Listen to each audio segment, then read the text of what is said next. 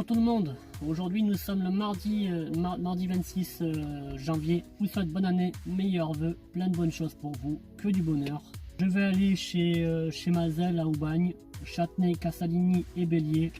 Et en parlant de Bélier, ça fait un petit moment que je cherchais ce modèle. La Bélier B8 Cabriolet. Bienvenue pour les nouveaux abonnés. Et pour les anciens, en tout cas ça fait vraiment plaisir parce que maintenant à l'heure actuelle sur ma chaîne on est 930 abonnés et je réponds toujours à vos questions, même si je réponds assez tardivement. Je vous dis un grand merci et ça fait vraiment plaisir. Même si en ce moment avec ces temps difficiles il faut porter ce foutu masque. Et oui, il y a encore ce corona qu'on nous en parle, enfin, on n'en peut plus. Bon, c'est parti.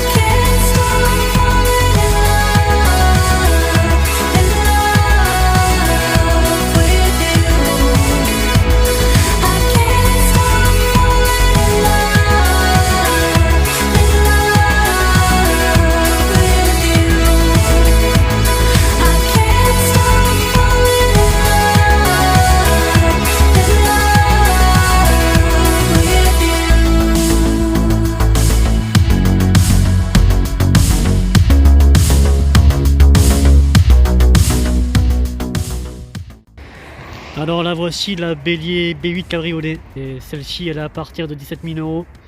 On l'a aussi en électrique à 20 000 €. Et celle-ci elle a une couleur particulière, c'est une couleur qui a été commandée spécialement pour ce modèle par Mazel. C'est la couleur d'une Smart en fait, c'est-à-dire la référence de la même couleur que la Smart. Donc c'est un peu comme Cassaligny, c'est-à-dire qu'on peut avoir toutes sortes de couleurs. Vous avez des couleurs qui sont mises de série qui est imposée par la marque, mais vous pouvez choisir d'autres couleurs. Et la carrosserie est en fibre. Ça part d'une Bélier B8 standard qui a été rehaussée, c'est-à-dire qu'en fait la Bélier B8 standard, il y a le coffre comme vous pouvez voir sur la Sport. On voit une hauteur au niveau de la proue, c'est ça la proue en fait. Et donc pour mettre la capote et l'arceau. Cet arceau, comme on peut voir, est mis de la même couleur que la carrosserie. Pour dire franchement les choses, elle ressemble vraiment à la Fiat 500. C'est vraiment, on peut dire vraiment une copie fait exprès, une voiture populaire. En option, on peut avoir par exemple des couleurs assez spéciales comme celle-ci. On peut avoir la calandre qui est empruntée de la Peugeot 208, cette calandre chromée qui est en plus. Et honnêtement, je la préfère avec la calandre que comme ça. Feu LED et des feux de brouillard, spoiler avant, les rétros électriques, le bas et d'essuie-glace, on n'a qu'un seul. On a des jantes en 15 pouces, celles-ci elles sont argentées. Les gants, c'est pratiquement à peu près les mêmes que sur les autres modèles. On a un bouchon réservoir, bon standard, hein, c'est-à-dire comme on peut retrouver chez VSP. Et celui-ci c'est le même qu'on retrouve chez Châtenay. C'est la même, même bouchon réservoir, parce que je sais, je l'ai sur ma JS50 parce que j'ai fait exprès de changer le bouchon de réservoir d'origine et je veux quelque chose de chromé. Les poignées de porte, alors je vais ouvrir la voiture. Alors au niveau de la sonorité de la portière, ça fait un beau bruit. Voilà, comme on peut voir. Et la vitre qui se met en mouvement. Ce qui manque un peu dans ce modèle là, c'est qu'il n'y a pas d'habillement au niveau de la capote. Donc la capote est démontable aussi, on peut la dévisser ici en fait. Voilà, des petits boulons qui sont ici, on peut la dévisser. Et la capote est manuelle, donc c'est à dire qu'on peut pas en fait il n'y a pas de moteur électrique qui met en place. Pareil, de la Fiat 500, le logo B8, vrai pot d'échappement chromé. À mon goût et à mon avis, je trouve que c'est assez dommage. Et ça fait un petit côté artisanal. C'est des charnières de coffre qui sont mis à l'extérieur, donc ils ne sont pas mis à l'intérieur et c'est assez dommage. Alcantara, on l'a en couleur noire comme celui-ci et en couleur caramel aussi. Et par contre les béliers, pour savoir, faut commander pour les avoir, ces modèles, espèce de rangement avec l'haut-parleur qui est ici, qui est mis en valeur, port avec un aspect chromé. Le tableau de bord ça reste le même que l'ancienne. Rien de ce côté-là n'a changé. Par contre, il y a une chose que j'ai appris du mécanicien de chez Mazel au niveau des boutons de chauffage et des portières et des vitres électriques. C'est de la 108, un siège simili-cuir qui est assez confortable. Alors comme on peut voir, elle est assez courte au niveau de la longueur. Alors ça c'est les clés comme on peut voir comme auparavant, c'est les mêmes. Ce qui est un peu dommage, je trouve que pour l'heure d'aujourd'hui, en 2021, j'aurais préféré avoir des clés avec, comment on appelle ça, une espèce de commande. Ça aurait été sympa. La Hume-Cigare, pareil que sur la Châtenay. Voilà, ici la Hume-Cigare. On a le warning ici, fermeture de porte. Et là, hop, comme on peut voir, la boîte à gants. Et ici, on a une bombe anti-crevaison. Ça aurait été mieux de la mettre carrément dans le coffre.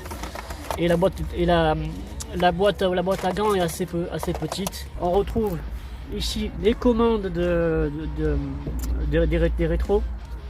Aussi, on a un porte-gobelet qui est ici. Alors voici le compteur, c'est un compteur comme celui de la MGO. On a les ouvertures d'aération. Le tableau de bord est assez espacé. Là franchement ça chauffe bien. Aussi en option, si vous voulez par exemple avoir les sur-tapis, ça c'est en option. Et c'est assez dommage parce que j'aurais préféré qu'il soit de série qu'en option. La cloison de coffre, un petit frein à main, un petit vide-poche pour mettre par exemple son téléphone. Côté passager, on a quand même de la place pour une personne qui fait à peu près ma taille, c'est-à-dire 1m75. Après pour une personne qui fait 1m80-90, je me pose la question si c'est pas assez contraignant, petite cachette, comme chez Ligier, c'est pareil. Hop, voilà. Et l'ouverture de coffre, ce qui est dommage, c'est-à-dire que j'aurais préféré qu'il se plie ou il soit un peu plus en hauteur. Et le coffre, il correspond à peu près à la JSRC, à la Microcar F8C et à la Sport Evo. La Sport Evo, un de ces jours, je vous la montrer. Et le coffre est assez profond. Et il me semble qu'aussi qu'on retrouve une roue de secours. Ah non, c'est pas sur le cabriolet. On retrouve sur la Sport et la B8, classique, c'est-à-dire la B8 Italia. Et voici le moteur 480 HDI Euro 4. C'est le même moteur qu'on retrouve chez Châtenay. C'est pratiquement le même moteur. Et même je me pose la question, à mon avis, c'est d'être le même moteur que 492, mais l'appellation est peut-être différent. Au niveau côté pratique, au niveau on appelle ça pour changer des pièces et pour bricoler là-dessus, il n'y a aucun problème. Et c'est la même sonorité que sur ma Ligier, c'est la même chose. J'ai mis carrément la capote, alors donc on a pour la fixer, il y a des petites boutonnières qui sont ici et on les retrouve carrément tout le long de l'archet. Et la capote est en espèce de tissu assez standard, et à l'intérieur c'est l'Alcantara comme on peut voir.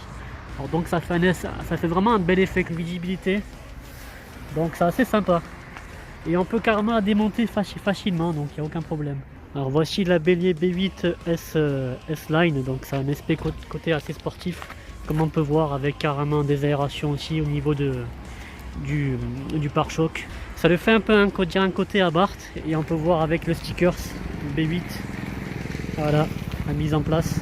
La même base que la B8 Italia, avec le petit spoiler qui est mis en valeur ici, avec des sublasses. On a la vitre arrière teintée, 2 pots d'échappement.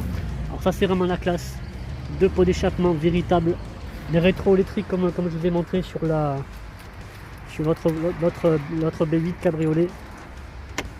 Parfait. La même sonorité.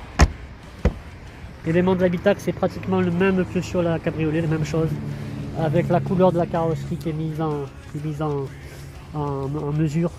Siège radical avec le logo B8. Les sur-tapis avec le logo B8 en chromé avec un côté sport. C'est pratiquement pareil que l'autre voiture. Même boîte à gants, même chose. Bon, c'est assez particulier parce que je suis pas habitué à conduire sur un cabriolet. Une bonne direction. Et franchement pour le demi-tour pas mal, hein. Mais la boîte, je préfère plus la boîte de chez Exam ou chez Ligier, honnêtement. Radar sonore qui est mis en place pour dire voilà, il y a un obstacle, il y a un peu de coupe. Voilà comme ça tire. Et le dernier demi-tour. En plus le volant franchement il est pas mal comme prise en main. Il y a toujours ce couple de chez Kohler. puis on a carrément une bonne vue d'ensemble. Sympa. Le drive est mis en place. C'est vraiment sympa comme voiture.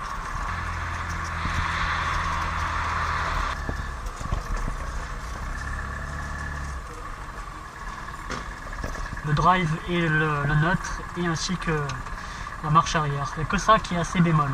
Sinon, c'est une très bonne voiture dans l'ensemble, et j'espère que le test vous a conclu. Et je vous dis sur ce, à bientôt. Allez, bye bye, ciao.